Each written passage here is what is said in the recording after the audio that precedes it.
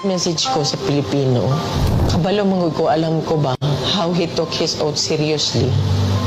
Gihimo niya ang tanan para sa Pilipino. Gusto niya may maayos na buhay ang bawat Pilipino.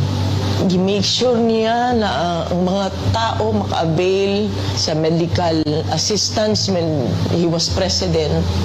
Gi-make sure niya na before landing ang bagyo, naana siya dito, mag-una na siya dito.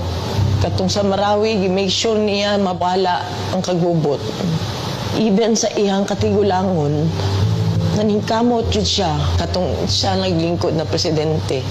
Miski nakapoy siya, wala mo kabalo na during the time na pandemic, almost failing na iyang health.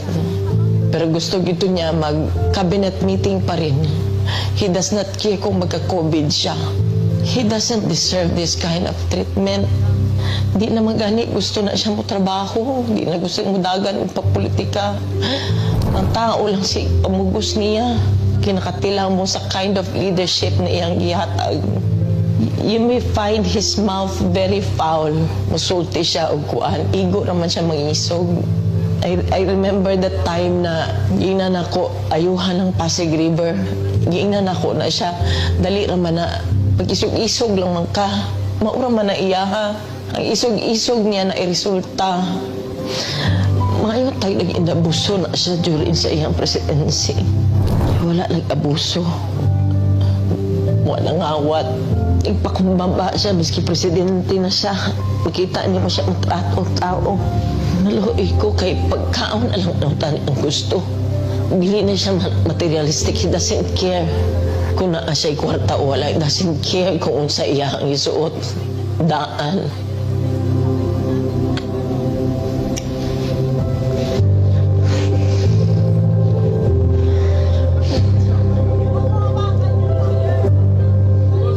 O kapalo sa akong pagtabang. Kaluoy lang ang tao. Kaluoy lang. Abuso. Grabe. Abuso. Simple lang ay yung gusto. Deprive pag yun ninyo.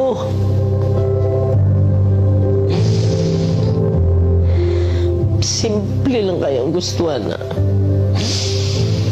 Deprive, miskin gipatay na utak mo siya. Dito. Kidnap ninyo.